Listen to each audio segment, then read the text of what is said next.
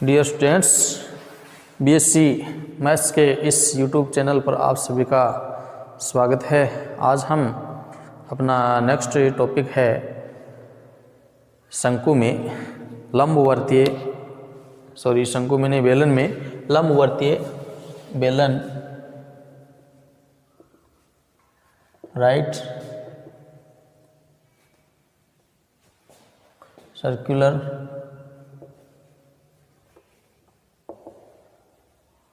Cylinder यानी लंब वृत्तीय बेलन। तो सबसे पहले देखिए लंबवर्तीय बेलन क्या होता है, परिभाषा देखिए इसकी।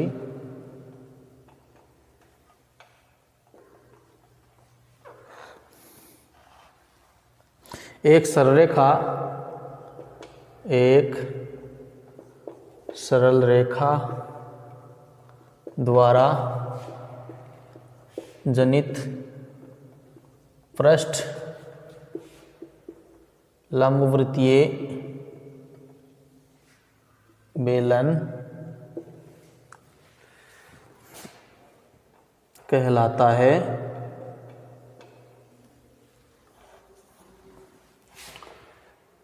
यदि ये जो सरल रेखा है, सरल रेखा एक निश्चित वृत्त को प्रतिच्छेदित करे, यानी एक सरल रेखा है वो एक निश्चित कोई वृत्त है उसको प्रतिच्छेदित करे, तथा जो वृत्त है वृत्त के तल के लंबवत हो। तो ऐसा पृष्ठ है जो एक सरल रेखा के द्वारा जनित हो, और वो जो सरल रेखा है वो एक वृत्ताकार आकृति है उसको प्रतिच्छेद करे, और उस वृत्त के जो तल है उसके एकदम से लंबवत हो, तो उसको हम कहेंगे लंबवर्तीय बेलन। इस प्रकार से बनेगी आकृति को लंबवर्तीय बेलन कहते हैं। इस दिशा में क्या होती है, जो जनक रेखाएं होती है वो बेलन की जो जनक रेखाएं हैं वो निश्चित दूरी पर होती है, क्योंकि बेलन में दो जनक रेखाएं हैं, दोनों निश्चित दूरी पर होती है, और जो x है उससे और जनक के रेखा के बीच की जो दूरी होती है वो बेलन की त्रिज्या कहलाती है। ठीक है, जैसे ये वृत्ताकार तल है और ये इसकी जनक रेखाएं, ये इसका x है, इस x से जो जनक रेखाएं हैं वो बराबर दूरी पर होती है और वो इस बेलन की त्रिज्या कहलाती है।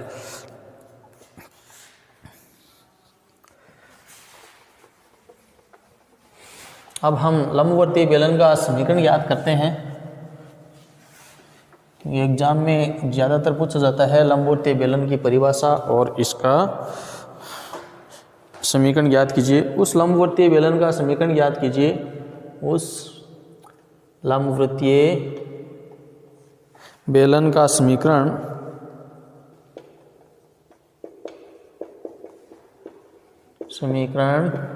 ज्ञात करो जिसकी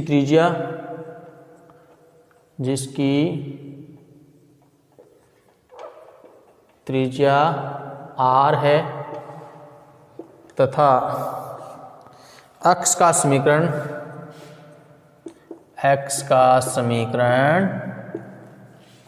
x minus alpha upon l, y minus beta upon m, z minus gamma upon n। ये हमें x का समीकरण दिया हुआ है, ये 2012 में आया हुआ है क्वेश्चन है। उस लंबवर्तीय बेलन का समीकरण हमें ज्ञात करना है जिसकी त्रिज्या r है और x का समीकरण हमें दिया हुआ है। ठीक है, तो यहाँ देखिए x का समीकरण है x minus alpha upon l, y minus beta upon m, z minus gamma upon n। और ये लंबवर्तीय बेलन है, इसका समीकरण हमें ज्ञात करना है। ये इसकी x है। अब यहाँ इस x पर अल्फ़ा बीटा गामा है, वो इस x पर कहीं पर भी स्थित कोई बिंदु हो सकते हैं। मान लीजिए यहाँ पर ये x है, यहाँ पर ये जो बिंदु है इसको a मान लेते हैं, अल्फ़ा बीटा गामा। और इस जनक रेखा पर हम कोई बिंदु ले लेते हैं P। इससे इस पर लंब जो दूरी होगी वो इसकी त्रिज्या होगी m, और ये दूरी होगी AP। ठीक है, P के निर्देशांक मान लेते हैं x y z। माना जनक रेखा पर कोई बिंदु P x y z तथा x पर एक बिंदु हमने ले लिया A अल्फ़ा बीटा गामा हो, तो क्योंकि ये अक्ष है, अक्ष पर अल्फ़ा बीटा गामा, ये बिंदु इसी अक्ष पर ही स्थित है, तो कहीं पर भी स्थित हो सकते हैं। अब इस त्रिभुज से देखिए, यहाँ पर एक समकोण त्रिभुज बन रहा है, त्रिभुज PMA से। इस समकोण त्रिभुज से AP का स्क्वायर इक्वल टू PM का स्क्वायर प्लस AM का स्क्वायर। AP स्क्वायर है x माइनस अल्फ़ा का स्क्वायर, दो बिंदुओं के बीच की दूरी, y माइनस बीटा का स्क्वायर, z माइनस गामा का स्क्वायर इक्वल टू, ये त्रिज्या है PM r का स्क्वायर। अब यहाँ पर देखिए, इस बिंदु और इस बिंदु के बीच की दूरी हम कैसे निकालेंगे। ये है अक्ष, इस सरलरेखा का समीकरण है हमारे पास, ये दिया हुआ है। ठीक है, ये सरलरेखा का समीकरण दिया हुआ है और ये बिंदु दिए हुए हैं अल्फ़ा बीटा गामा। तो इससे इसके बीच की दूरी ज्ञात करने का तरीका ये है कि इसकी दिक् अनुपात का जो परिमाण है उसका हम भाग देंगे और दिक् अनुपातों का गुणनफल करेंगे। तो या ऐसे समझो कि इस लाइन का ये जो दिक् अनुपात है, इसका इसके अनुदिश दूरी निकालनी है, तो इसके दिक् अनुपात को इसके दिक् अनुपात से गुणा करके इसके दिक् अनुपात का भाग देना है। तो x माइनस अल्फ़ा को हम मल्टीप्लाई करेंगे l, यानी इसको इससे करना है, इसको इससे गुणा करना, इसको इससे गुणा करना। ठीक है, l plus m y minus beta plus n z minus gamma upon under root l square m square n square. अर्थात इस लाइन का इस लाइन के अनुदिश प्रक्षेप या प्रक्षेप दूरी, तो इसके अनुदिश लिया है तो इसके दिक् अनुपात के परिमाण का हम भाग दे देंगे और इसका होल स्क्वायर। ठीक है, तो ये l square m square n square into x minus alpha का स्क्वायर, y माइनस बीटा का स्क्वायर, z माइनस गामा का square equal to r square plus l x minus alpha m y minus beta n z minus gamma, इसका whole square. ये अभीष्ट किसका समीकरण आया है? अभीष्ट लंबवर्तीय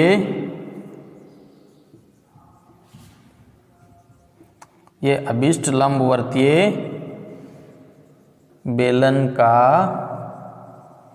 समीकरण है। ठीक है, तो इस प्रकार से हमने लंबवर्तीय बेलन का समीकरण ज्ञात किया है। ये x का समीकरण दिया हुआ होगा, इसकी त्रिज्या दी हुई है, तो हमें लंबवर्तीय बेलन के लिए दो राशि चाहिए, एक तो x का समीकरण चाहिए और बेलन की त्रिज्या चाहिए। ये दो मान अगर हमारे पास हो तो हम लंबवर्तीय बेलन का समीकरण ज्ञात कर सकते हैं। एक और क्वेश्चन लेते हैं इसका।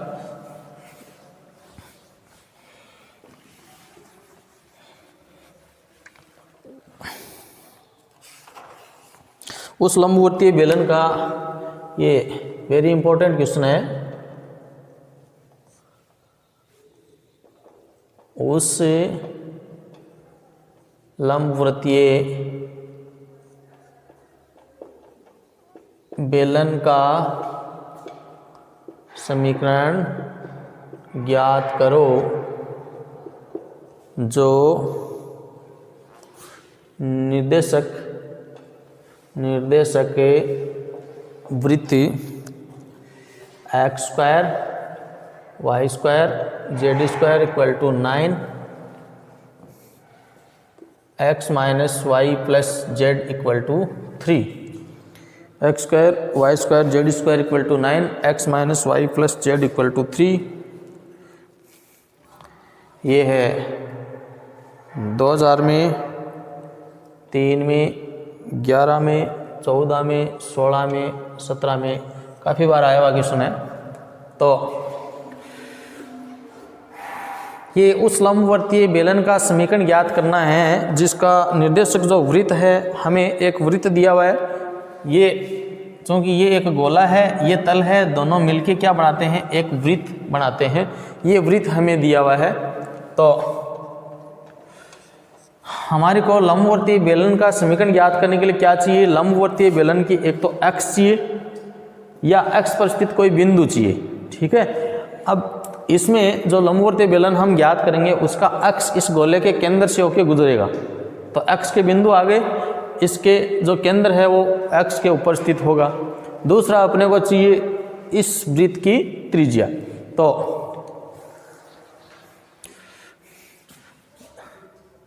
अपने को एक तो गोला दिया हुआ है x² y² z² equal to 9। इसका केंद्र तो क्या है, केंद्र है 0 0 0 और इसकी त्रिज्या क्या है, त्रिज्या इसकी 3 है। और एक अपने को समतल दिया हुआ है x minus y plus z equal to 3, ये समतल दिया हुआ है। तो एक गोला है और एक समतल, इनसे बनने वाला जो ये वृत्त है इसकी त्रिज्या हमें चाहिए, वही बेलन की त्रिज्या होगी। तो इसका केंद्र 0 0 है, मूल बिंदु, ठीक है। ओ ये m मान लेते हैं और ये गोले की त्रिज्या है 3। इससे इस पर हम लंब दूरी निकालते हैं OM।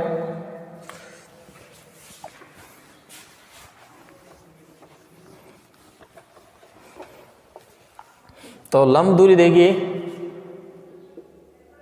लंब दूरी OM कितनी आएगी, इस समतल पर 0 0 0 से